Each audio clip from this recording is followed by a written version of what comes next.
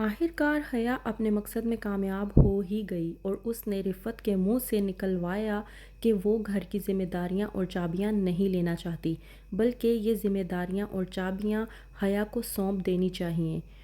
ड्रामे की next episode में आप लोग देखेंगे कि रिफ़त जो कि हया की बातों में आकर मुबारक मस्तूर के पास जाती है और जाकर कहती है कि आप आसिया फूफो और इरम से माफ़ी मांग कर आई हैं, तो आपको नहीं लगता कि आपको मेरी अम्मी से भी माफ़ी मांगनी चाहिए।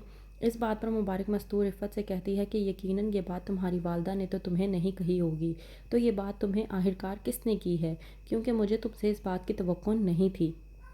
रिफ़त जो कि मुबारक मस्तूर की ये बात सुनने के बाद शर्मिंदगी महसूस करती है और वहाँ से चली जाती है।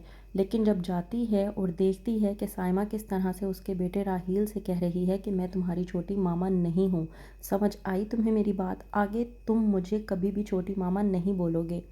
ज़रार भी वहीं पर बैठा होता है। रिफ़त को ये बात बिल्कुल भी पसंद नहीं आती। रिफ़त आती है साइमा के पास और आकर कहती है कि तुम्हें मेरे बेटे की छोटी मामा नहीं बनना तो मत बनो, लेकिन मेरे बेटे के सामने इस तरह की कोई भी बात करने की ज़रूरत नहीं है।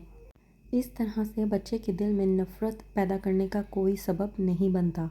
वहीं पर दूसरी तरफ साइमा जो कि हया को रिफ़त के कमरे में जाता हुआ देखती है, तो उसे ये बात बिल्कुल भी पसंद नहीं आती। साइमा हया को बुलवा कर कहती है कि तुम मुझे एक बात बताओ, तुम मेरी दोस्त हो या रिफ़त भाभी की दोस्त हो। हया साइमा की बात समझ नहीं पाती और कहती है कि भाभी आप आखिरकार क्या कहना चाह रही हैं। इस बात पर साइमा हया को जवाब देते हुए कहती है कि तुमने रिफ़त भाभी को जो की चेन गिफ्ट किया है उसका क्या मतलब बनता है।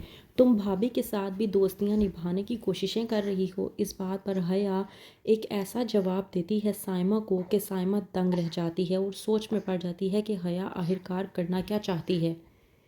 वहीं पर दूसरी तरफ हया जो कि रिफ़त के पास जाती है और जाकर कहती है कि साइमा भाभी ने किस तरह से वीडियो बनाकर आपको अपने दबाव में लेने की कोशिश की है, मैं तो ऐसा सोच भी नहीं सकती थी। रिफ़त जो कि हया को लेकर ये बात सोचने पर मजबूर हो जाती है कि हया एक बहुत ही अच्छी इंसान है। अगर वो चाहती तो मेरी बेटी की वीडियो वायरल करके सबको बता सकती थी, लेकिन उसने ना कि मेरी बेटी की वीडियो छुपाई बल्कि उसका भी इल्ज़ाम इरम के सर पर लगवा कर मेरी बेटी की इज़्ज़त उछलने से ख़राब होने से बचाई। वो इस बात को लेकर सोच विचार में पड़ जाती है और सोचती है कि अगर मैं हया को आगे कर दूं और तमाम तर ज़िम्मेदारियां अम्मी जान से कहकर हया को दिलवा दूं, तो इस तरह से मैं साइमा की इन चालाकियों से भी बच जाऊंगी।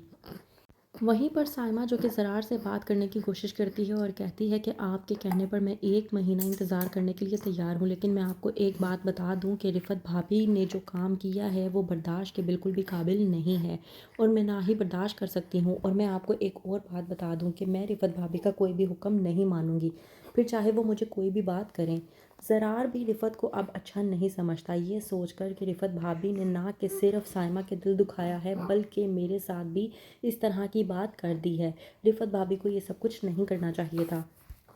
अगले दिन जब मुबारक मस्तूर के जाने की बारी आती है तो वो तमाम तर घर वालों को इकट्ठा करती है और कहती है कि मैं जाने वाली हूँ 1 महीने के लिए और मैं जाने से पहले इस घर की तमाम तर जिम्मेदारियाँ रिफ़त के सुपुर्द करना चाहती हूँ।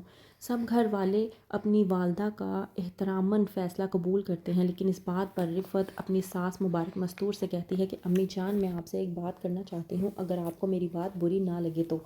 मुबारक मस्तूर के पूछने पर बताती है रिफ़त और कहती है कि मैं चाहती हूँ कि आप इस घर की तमाम तर ज़िम्मेदारियाँ और चाबियाँ हया के सुपुर्द कर दें, क्योंकि वो बेहतर फ़ैसले कर सकती है। हया जो कि खुश हो जाती है कि आखिरकार मैं अपने मकसद में कामयाब हो गई।